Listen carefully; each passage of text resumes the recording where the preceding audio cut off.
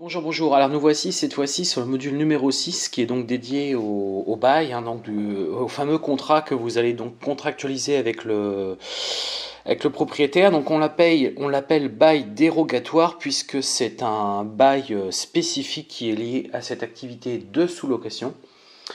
Donc c'est vrai que je reçois souvent des questions par rapport à ça où on me demande bah voilà, est-ce que je peux utiliser un bail commercial, est-ce que je peux utiliser un bail d'habitation? Non. Alors, dans la limite, j'ai envie de dire, un bail dérogatoire, c'est issu et c'est une modification d'un bail commercial. Donc, on va dire ce qui se rapproche le plus, c'est un bail commercial. Mais en aucun cas, ça ne peut être un bail donc en meublé, ça ne peut pas être non plus un bail type d'habitation, puisque tout ça, ce sont des baux qui ne sont pas du tout dédiés à l'exploitation professionnelle.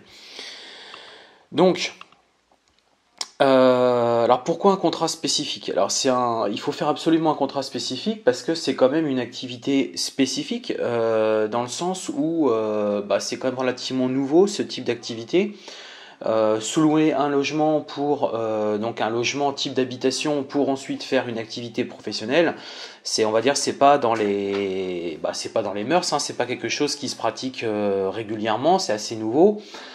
Contrairement par exemple à si vous aviez un bail professionnel ou une activité professionnelle, là c'est un petit peu, ça rend déjà beaucoup plus dans le cadre. Donc c'est pour ça qu'on fait ce contrat. En plus, l'avantage, si vous voulez, c'est que ça va vous permettre d'être assez flexible dans le fonctionnement, aussi bien flexible pour vous que pour le propriétaire. Puisque bah, l'idée, c'est pas non plus que vous engagiez sur un bail, parce que par exemple, si on prend des baux commerciaux, ce sont des baux 3-6-9. Donc si c'est un bail 3-6-9, c'est des baux qui vous engagent sur 3 ans minimum. Et vous pouvez pas casser avant. Pareil pour le propriétaire, et ça peut être très compliqué, parce que généralement les propriétaires, bah, c'est la première fois qu'ils font ça. Ils sont pas du tout. Comment dirais-je déjà que pour les convaincre, ça va être relativement compliqué. Alors si en plus derrière vous leur imposez un contrat minimum de 3 ans, je peux vous assurer que ça ne marchera pas. Donc par contre, ce qui est possible, c'est que ce contrat donc dérogatoire, il est possible, parce qu'en fait c'est un contrat qui aura une durée maximale de 3 ans. Vous ne pouvez pas faire plus. Donc en fait, ce qu'il est possible de faire derrière, c'est en fait de le convertir dans un contrat commercial. Par contre, si vous faites un contrat commercial, vous êtes obligé de partir sur des durées beaucoup plus longues, donc 3, 6, 9. Donc c'est pour ça qu'il vaut mieux rester sur un bail dérogatoire, parce que ça vous permet à vous de sortir à tout moment et à lui également. C'est pas très engageant. En plus, ce qu'il faut bien comprendre également, c'est qu'il y a une notion de taxe foncière dans les baux commerciaux. Très généralement, on va dire, l'usage est que dans les baux commerciaux, on intègre le paiement de la taxe foncière par le locataire. C'est pas le propriétaire qui paye la taxe foncière, contrairement ici à ce bail dérogatoire où là, vous allez le laisser le supporter par le propriétaire. D'ailleurs, vous n'allez pas en parler. C'est-à-dire qu'on va rien écrire là-dedans, vous allez soumettre ce contrat au propriétaire en lui disant que ça a été fait par un juriste, par un avocat spécialisé. Hein.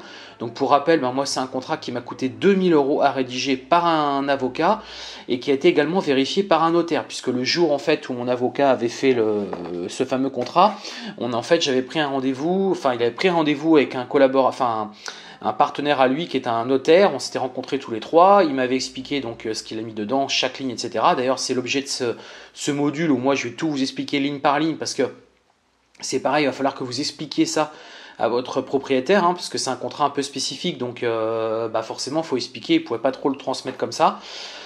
Ou du moins vous pouvez le transmettre dans un premier temps, puis après vous pouvez lui dire écoutez, n'hésitez pas à me recontacter s'il y a des questions pour que je puisse y répondre et que je puisse vous apporter les réponses que vous attendez. Mais en fait, moi j'avais fait venir donc un notaire pour être certain que tout ça était correct et que même si un jour ce contrat, pour une raison X ou Y, le propriétaire souhaitait le signer chez un notaire, parce que c'est toujours possible, que ça soit quelque chose qui soit valide juridiquement et que en fait on ait un vrai document juridique qui formalise cette activité. Donc voilà ce que je peux vous dire sur ce contrat. Donc du coup on va maintenant l'étudier en profondeur. Donc après ce que je vous propose, c'est juste en dessous du module vous allez trouver un lien, ça vous permet de récupérer le contrat. Donc du coup bien entendu vous allez le modifier et puis après c'est quelque chose que vous allez imprimer en 2 exemplaires, un que vous garderez et un que vous remettrez donc au propriétaire. Bien entendu il faut insister sur le fait que ça a été fait par un avocat, hein, c'est pas vous qui avez inventé ce contrat là. Et voilà. Donc du coup, on arrive sur donc la première page. Alors là, tout d'abord, forcément, vous avez donc les sous-signés, hein, donc monsieur, donc là vous renseignerez son nom, son date de naissance, où est-ce qu'il est né, nationalité. Ensuite, si en fait il est marié, par exemple, si l'appartement appartient à deux personnes, vous mettez également donc la deuxième personne. Donc ils sont mariés, sont joints à la communauté légale de biens, à défaut de contrat de mariage préalable à leur union célébrée, à la mairie de lequel régime n'a reçu aucune modification judiciaire ou conventionnelle, demeurant ensemble à. Là, vous devez vraiment tout mettre, puisque s'il y a deux propriétaires, eh bien, il faut absolument que les deux noms ressortent sur le contrat. Donc si c'est qu'une personne, vous retirez les lignes qui ne sont pas concernées, bien entendu. Ensuite, vous avez donc votre société, donc là vous renseignerez votre société, vous mettrez donc le statut, son statut social, enfin son statut juridique, le capital, le siège social, la rue, le numéro d'immatriculation de votre société, représenté par, donc là vous mettrez vous-même, le gérant, alors si c'est une SARL, si c'est une SAS ou une SASU, vous mettrez président ou directeur, enfin président généralement, habilité à agir ou présente en vertu de l'article 15. Alors moi, c'est l'article 15 des statuts de ma société, mais faut vous reporter par rapport au statut de votre société et renseigner ici. Alors si vous êtes au statut auto-entrepreneur, bien entendu, vous n'avez pas d'article, ou même une entreprise individuelle, vous n'avez pas fait donc de statut. Donc là, bien entendu, vous retirez toutes les parties qui ne vous concernent pas. Alors on arrive ensuite donc sur la deuxième page, donc préambule. Donc là, vous remplacez tous les champs société par votre société. Donc a pour activité l'allocation de locaux d'habitation à des personnes physiques comme logement d'appoint avec l'accomplissement de prestations de services para-hôtelières. Accomplit ainsi au profit de ses clients des prestations de services en particulier. Elle se charge de meubler le local d'habitation, de réceptionner la clientèle, de faire l'état des lieux, de nettoyer régulièrement les locaux loués et de fournir le linge de maison. Donc là, on définit vraiment le contexte du projet. Par exemple, elle peut être amenée à louer un local d'habitation à un salarié détaché par son employeur pendant 5 semaines dans un lieu déterminé pour la réalisation d'un stage de formation ou d'une prestation de travail. Dans le cas de son activité, donc votre société prend en location des locaux d'habitation nus dont elle se charge de sous-louer à ses clients et auprès desquels elle accomplit les prestations de services susvisées. Ainsi, donc votre société conclut des contrats de location courte durée avec les propriétaires de locaux d'habitation. Alors là, on n'a pas explicité spécifiquement Airbnb, etc., mais ça laisse sous-entendre. Pourquoi ? Parce que l'idée, c'est pas non plus de faire peur aux propriétaires, c'est pas de dire voilà, je vais faire du Airbnb, je vais louer, etc. L'idée, c'est pas ça. L'idée, c'est de vous d'encadrer l'activité, lui faire comprendre que vous allez faire de la location courte durée, mais ça sert à rien d'insister lourdement sur le fait que vous allez faire du Airbnb, puisque, comme vous le savez, généralement, ça n'a pas forcément très bonne presse entre guillemets.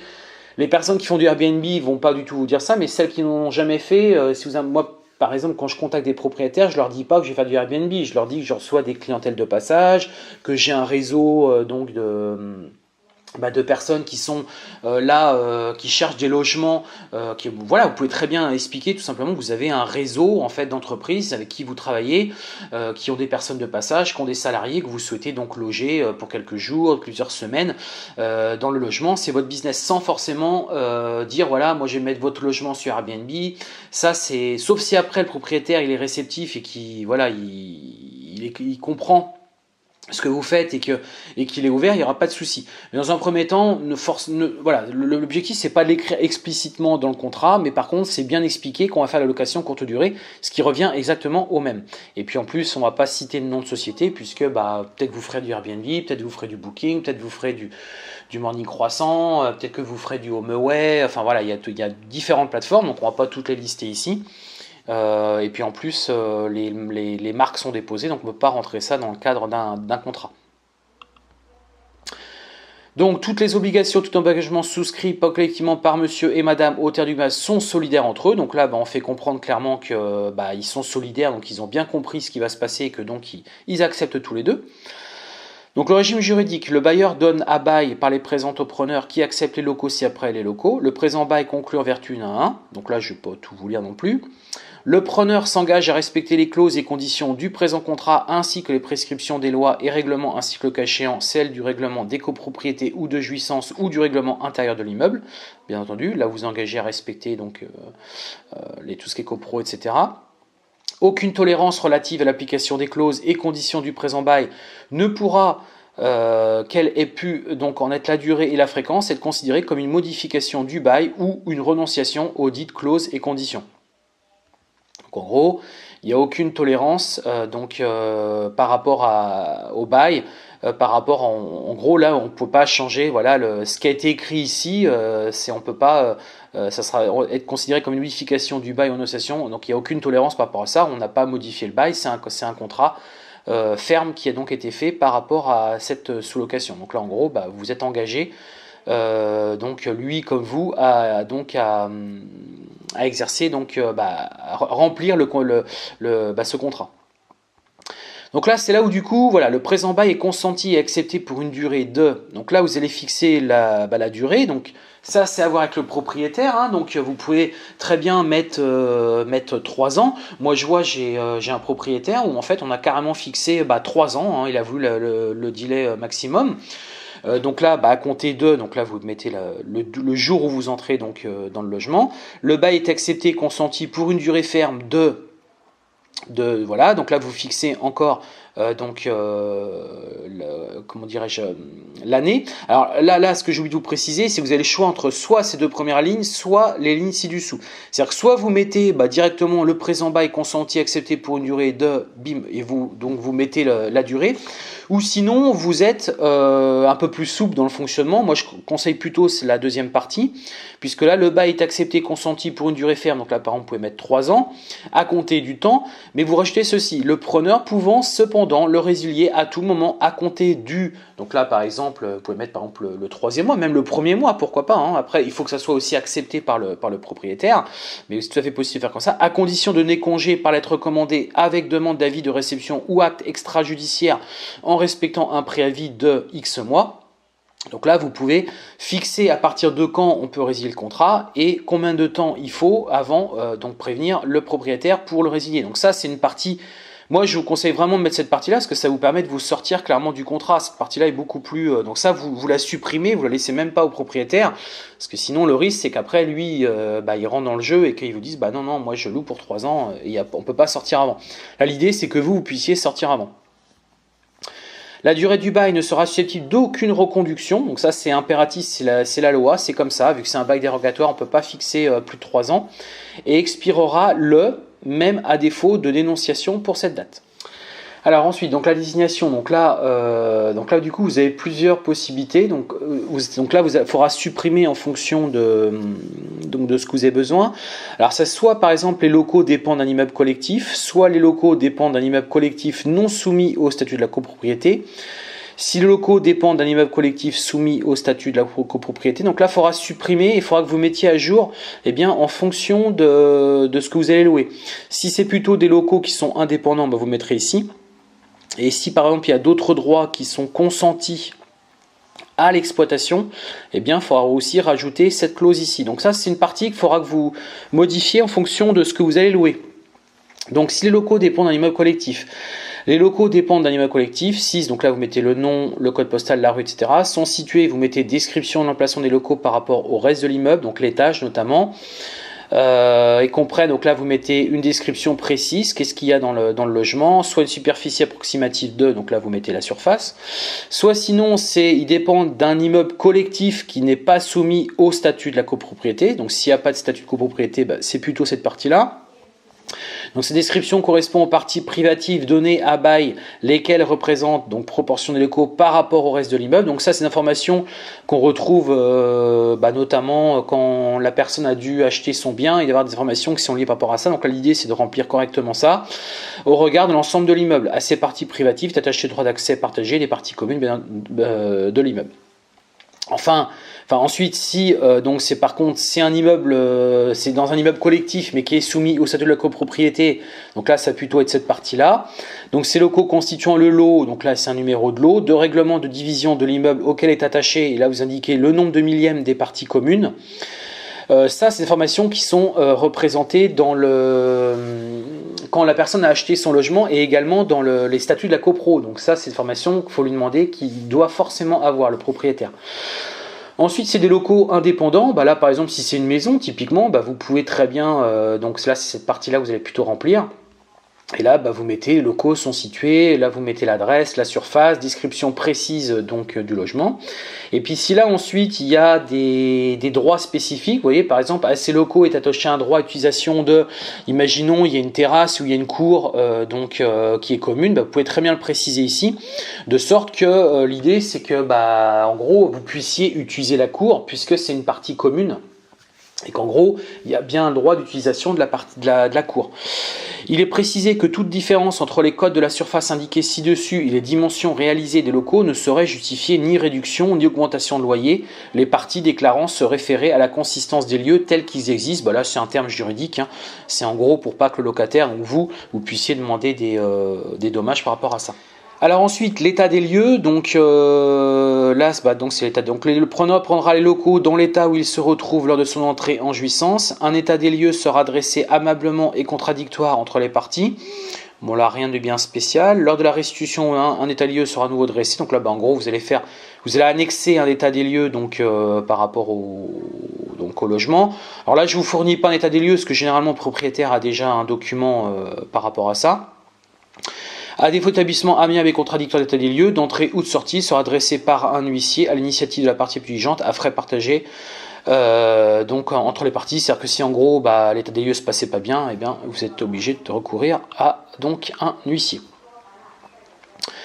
Ensuite, donc, situation des locaux au regard des risques naturels, technologiques ou sismiques. Donc là, vous avez un des deux paragraphes à remplir. Alors, c'est soit le preneur est informé par les locaux dépendant d'un immeuble situé dans une zone couverte par un plan de prévention des risques technologiques ou par un plan de prévention des risques naturels prévisibles prescrit ou dans une zone de sismicité.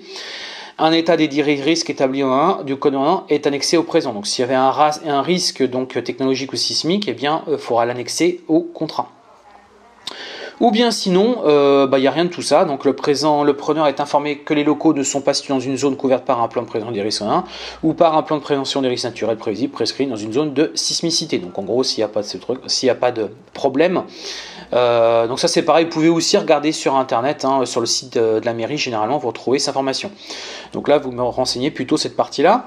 Ensuite, par rapport au DPE, donc conformément à l'article du Code de la construction de l'habitation, le bailleur remet au preneur qui reconnaît le diagnostic de performance énergétique visé l'article du même code, effectué en date du, donc là vous recopiez la date qu'a été fait le DPE, normalement il est censé avoir fait un DPE, il est censé vous le remettre pour l'annexer donc au bail. Bon, ça c'est pas forcément très très important, mais bon, il faut quand même le faire. Réglementation de l'environnement, donc le bailleur déclare qu'à sa connaissance l'immeuble dont dépendent les locaux est à date d'effet du bail, en conformité. On va passer au paragraphe suivant. Le bailleur a mis et laissera pendant la durée du bail à disposition de preneur le dossier technique de l'amiante. Donc là c'est des parties juridiques, mais ça c'est des parties qu'on retrouve dans tous les baux, pas liées à tout ce qui est risque technologique, sismique, amiante, etc. Alors un paragraphe qui est important par contre, c'est le destination des lieux loués, activités autorisées. Donc les locaux sont loués en vue de constituer un logement d'appoint au profit de personnes physiques bénéficiant de prestations de services para-hôtelières, comme par exemple meubler le local, réceptionner la clientèle, faire l'état des lieux, nettoyer régulièrement les locaux et fournir le linge de maison. Et c'est tout. À l'exclusion de toute autre utilisation. Donc là c'est très clair, on explique exactement ce qu'on va faire. Donc c'est de la location donc en meublé. Le preneur fera son affaire personnelle de l'obtention de toute autorisation administrative, puisque oui, bien entendu, vous aurez des obligations légales à faire. Ça fait l'objet d'un autre module de sécurité ou autre nécessaire à l'exercice de ces activités dans les locaux. Il s'oblige à respecter toute prescription légale, administrative ou autre relative aux activités qu'il exercera dans les locaux. Là, en gros, vous rassurez le propriétaire sur le fait que vous allez faire ça de manière professionnelle et que, bien entendu, vous allez demander et que vous allez faire toutes les démarches administratives pour donc déclarer le logement dans le cas d'une activité saisonnière. Ça, c'est très important, par contre, de bien le faire. Et je vous ai préparé ça dans le module d'exploitation en location courte durée. Entretien, réparation, le preneur tiendra les locaux et leur équipement de façon constante en parfait état de réparation. Le bailleur s'obligeant de ce côté à exécuter et prendre en charge toutes les dépenses d'entretien, de remplacement, de réparation et de travaux des locaux et les équipements. Le preneur supportera les charges entraînées par les services et les éléments d'équipement des locaux. Donc en gros, c'est vous qui prenez en charge tous les frais à l'intérieur et tout ce qui est en extérieur jusqu'au mur, c'est le propriétaire. En outre, le preneur supportera la charge de menu entretien et de réparation locative au sens de l'article 1754 du Code civil, des parties communes de l'ensemble de l'immeuble et de ses équipements, selon répartition, bien entendu, au prorata de la surface des locaux ou les tantièmes de copropriété attachés au lot. C'est-à-dire que si à un moment donné, il y avait des frais qui étaient donc engagés dans les parties communes, bien entendu, vous participeriez par rapport au prorata de la surface que vous louez dans la copropriété. Donc ça, c'est des termes juridiques, il ne faut surtout pas modifier tout ça. Cependant, si les réparations sont à la charge, le bailleur sont rendues nécessaires par la faute ou la négligence du preneur, elles seront exécutées en consentement et sous l'autorité du bailleur, et le bailleur en supportera la charge financière par remboursement des frais engagés par le bailleur. Tout ça, c'est le terme juridique. Le bailleur conservera la charge de tous travaux liés à la mise en conformité. Donc ça, c'est ce que je vous disais juste avant. Donc là, tout ce qui est lié à conformité, c'est donc là, on définit qui est responsable de quoi par rapport aux réparations. En cas de refus du bailleur de faire exécuter les mesures d'entretien, de remplacement, de réparation, lui incombant à l'expiration d'un délai de, donc là vous vous renseignez le nombre de jours, suivant sommation, donc là par exemple vous pouvez mettre 8 jours, faite par huissier, rappelant par la présente clause, le preneur pourra se faire autoriser par président 1. Donc là on définit le cadre juridique en cas de problème si le bailleur ou le preneur ne voulait pas payer les réparations qui lui incombent.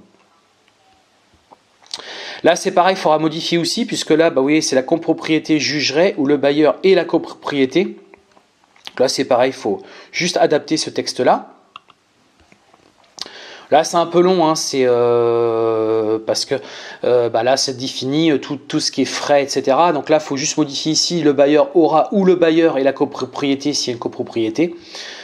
Si c'est juste il n'y a qu'un bailleur, il n'y a pas de copro, vous mettez cette partie-là. S'il y a une copropriété, il faudra mettre cette partie-là. Il faut juste modifier ça.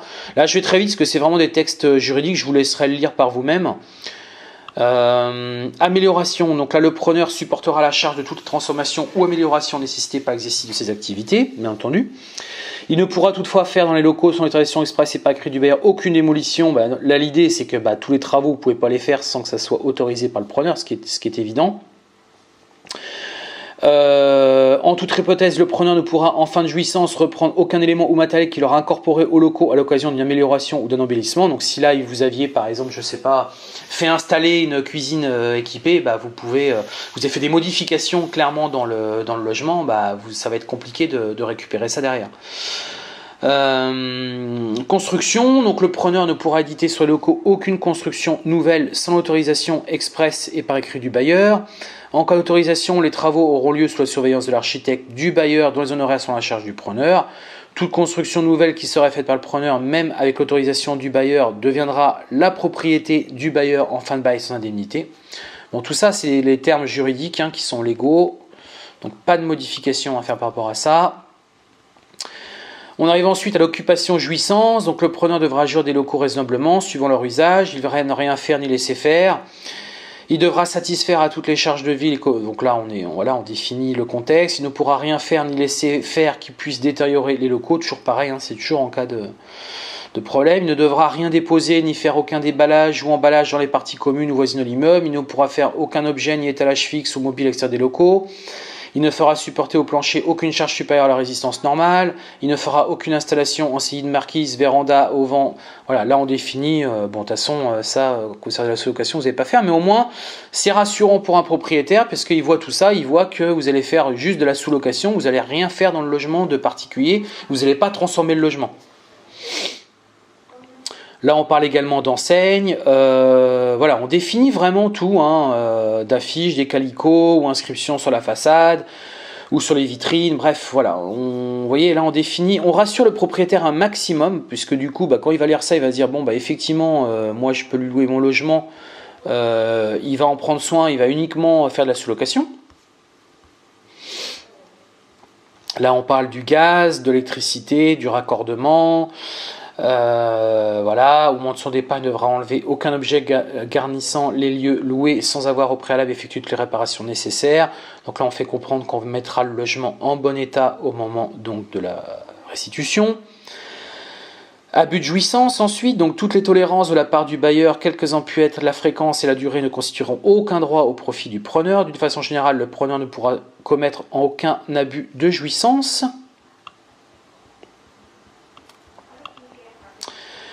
Voilà, le bailleur restera toujours libre d'exiger la stricte application des clauses d'explication qui n'auraient pas fait l'objet d'une modification express. Renonciation à recours contre le bailleur.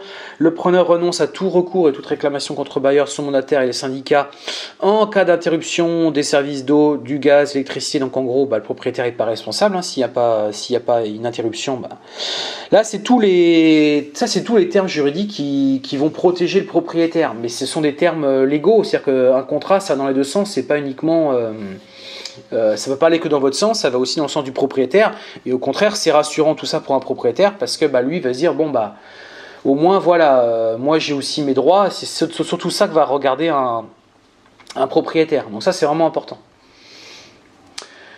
On arrive ensuite à l'article 17, indivisibilité des locaux, cession, sous-location. Il est expressément stipulé que les locaux forment en un tout indivisible et déclaré indivisible au seul bénéfice du bailleur. Le présent au droit au bail est inaccessible et intransmissible sous quelque forme que ce soit. Eu égard à l'activité du bailleur, ce dernier pourra sous-louer en tout ou partie les locaux sans autorisation du bailleur. Le bailleur ne pourra jamais prétendre une augmentation du loyer principal en raison du montant du loyer de sous-location. Oui, puisque là vous allez faire de la sous-location sur la location courte durée, vous pouvez pas, le bailleur peut rien vous demander par rapport à ça. Là on renforce ce projet-là. Donc là ce paragraphe est vraiment important, puisque c'est celui-ci qui, encore une fois, va renforcer le fait qu'il vous donne bien l'autorisation de faire de la sous-location, puisque vous allez sous-louer sur les plateformes de location courte durée type Airbnb. Ensuite, contributions et charges diverses. Donc le preneur paiera les contributions personnelles, mobilières, la contribution économique territoriale, toute contribution de toute nature le concernant personnellement. Donc en gros, ce que vous dites, c'est que vous allez payer tous les frais qui seront liés à l'exploitation. S'il y avait des frais éventuels qu'on vous réclame, vous serez amené à les payer, que vous allez donc vous en acquitter. Il supportera les charges, taxes et redevances, encore une fois, d'enlèvement des ordures ménagères, de balayage, de voirie, d'urbanisme, de déversement des égouts sur l'eau, etc., etc. Tout ce qui est lié donc au locatif, c'est vous qui en aurez donc la charge. Ensuite, là on précise les assurances. Donc là vous allez assurer le logement, bien entendu, c'est le minimum. Voilà, là on parle également donc d'assurance, tout ce qui est lié à l'assurance. Donc là il n'y a pas de modification à faire. Donc ensuite, un paragraphe important, c'est le loyer, bien entendu. Donc le présent bail est consenti, est accepté moyennant un loyer annuel. Donc là vous fixez le loyer. Vous l'écrivez en toutes lettres et vous l'écrivez en chiffres, hors charge, auquel s'ajoutera la TVA au taux légal en vigueur que le preneur s'oblige à payer d'avance au premier de chaque mois. Alors s'il n'y a pas de TVA, là ce serait dans le cas où une entreprise donc vous louerez le logement, donc là il y aurait de la TVA, mais vu que ce sera un particulier, il n'y aura pas de TVA, donc là vous pouvez supprimer cette ligne auquel s'ajoutera la TVA au taux légal en vigueur. Là vous mettez donc si c'est hors charge, c'est hors charge. S'il y a 20 € de charge par exemple par mois, vous pouvez ici préciser, moi c'est ce que j'ai mis donc un loyer annuel hors charge plus 20 € de charge, donc là j'ai étalé sur l'année. Les paiements devront être effectués du citoyen ou tout indiqué par lui. Toute somme due à titre loyer charge. Donc là, c'est les termes juridiques. Indexation du loyer, ça c'est la loi. Donc il peut indexer le loyer chaque année. Vous voyez que là, on ne parle toujours pas de taxe foncière. L'idée, c'est absolument pas d'en parler. Alors justement, par rapport à la taxe foncière, moi ça m'est arrivé que j'ai des propriétaires qui m'ont dit par contre moi c'est ok, mais vous payez taxe foncière. Là je vous décourage de le faire, parce que là du coup ça rend le business vraiment pas rentable, puisque généralement on considère que c'est un mois de loyer voire 2 mois de loyer pour la taxe foncière. Donc du coup, il y a pas, c'est pas une opération rentable parce que si vous devez rajouter encore un mois de loyer, ça va venir grappiller peut-être une centaine d'euros. Si c'est 2 mois de loyer en plus, ça sera une centaine d'euros tous les mois de cash flow qui va vous être amputé à cause de ça. Moi, à moins que ça soit vraiment un logement, il y a une très forte rentabilité, vous estimez que ça peut vraiment cartonner. Mais je vous décourage, franchement, vous laissez tomber. Moi, je pars du principe que c'est quand même à la base, le propriétaire, il louait son logement en nu. Donc il payait la taxe foncière, il le savait. Donc à la limite, il peut peut-être vous augmenter de 20 euros ou 30 euros le loyer, pourquoi pas. À la limite, mais non, il paye la taxe foncière. C'est déjà très très bien pour lui dans le sens où il va avoir une entreprise qui va prendre soin de son logement, qui va lui payer son loyer tous les mois, rubis sur l'ongle, pendant plusieurs années. Donc pas besoin de chercher un nouveau locataire. Il va retrouver son logement dans l'état qui vous l'a laissé au départ, puisque vous allez en prendre soin. Ce qui n'est pas le cas d'un locataire traditionnel, classique, qui peut-être va fumer dans le logement pendant toutes les années du bail. Bref, tout ça, ce sont des gros points négatifs pour un propriétaire, donc il ne peut pas non plus avoir le beurre et l'argent du beurre. À un moment donné, c'est à lui aussi de payer une partie.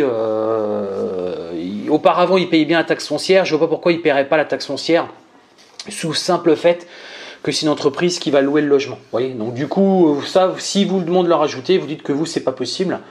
Et s'il insiste, vous dites bah écoutez, moi je suis désolé, mais on peut pas faire affaire, on ne pourra pas donner de suite parce que la taxe foncière, c'est quelque chose qu'on ne paie pas. Donc là, ensuite, vous arrivez sur le dépôt de garantie. Donc pour garantir l'exécution des obligations incombant au preneur, celui-ci verse au bailleur une somme de, généralement c'est 1 mois. Bon, certains propriétaires peuvent demander 2 mois, c'est à vous de voir. Donc là, vous voyez, correspondant à 2 mois de loyer, donc ça vous modifiez. Vous mettez le montant, vous mettez 1 mois de loyer, vous forcez les 1 mois. Si le propriétaire réclame 2 mois, bon bah ça c'est à vous de voir. Est-ce que vous êtes capable de l'absorber ou pas? Moi généralement je suis pas pour. Maintenant, à voir le logement, si c'est vraiment une condition sine qua non pour récupérer le logement, peut-être que ça peut valoir le coup de les mettre. Si le loyer est vraiment peu cher, ça c'est à voir avec lui directement. Ça c'est négociable, mais par défaut mettez bien 1 mois, ne laissez pas 2 mois dans le contrat. Ça c'est un contrat qui a été fait par mon avocat, il a mis 2 mois, mais parce qu'il est reparti si vous voulez d'un contrat commercial. Donc un contrat commercial généralement c'est 2 mois, alors qu'un contrat classique c'est plutôt 1 mois. Donc vous mettez 1 mois, pas besoin de mettre 2 mois, ça sert à rien. Parce que ça va vous faire supporter des frais qui sont inutiles. Et encore une fois, si le propriétaire avait loué un locataire classique dans le cadre d'un bail d'habitation, eh bien, il aurait pris qu'1 mois. Donc, je ne sais pas pourquoi il demanderait 2 mois sous simple fait que vous êtes une entreprise qui loue et qui fait de la sous-location. Cette somme est soumise au bailleur à titre de nantissement. Elle restera entre les mains du bailleur jusqu'à la fin du bail, en garantie du règlement de toute somme que le preneur pourrait devoir au bailleur à sa sortie, étant précisé que le dernier terme de loyer ne sera pas imputable sur le dépôt. Résiliation. Toutes les charges, clauses et conditions du bail sont des clauses essentielles déterminantes. Ça, c'est les parties juridiques. Cependant, en cas de mesure de gain deviendrait nulle, annulable ou non exécutoire, la validité des clauses du bail et de la convention locative dans son entier ne serait pas remise en cause. On arrive au dernier paragraphe. Donc, à défaut d'exécution parfaite, le preneur d'une 1, si minime soit-elle de ses obligations issues du contrat, comme à défaut de paiement de son échéance d'un seul loyer, charges, etc. Là, on dit qu'en gros, on peut donc saisir le tribunal, on peut rompre le contrat, etc. Donc ça, c'est intéressant pour le propriétaire. Élection de domicile, là vous annexez, s'il y a des annexes, vous le faites. Fait A, vous mettez la date, vous le faites en 2 exemplaires, dont un original a été remis chacune des parties qui reconnaît, vous signez, le propriétaire signe, et voilà, vous avez votre contrat. Donc ce bail dérogatoire qui va vous permettre de faire donc de la sous-location d'un logement d'un propriétaire. Voilà, c'est tout ce que j'ai à vous dire sur ce module numéro 6, et puis je vous dis à bientôt pour le module numéro 7.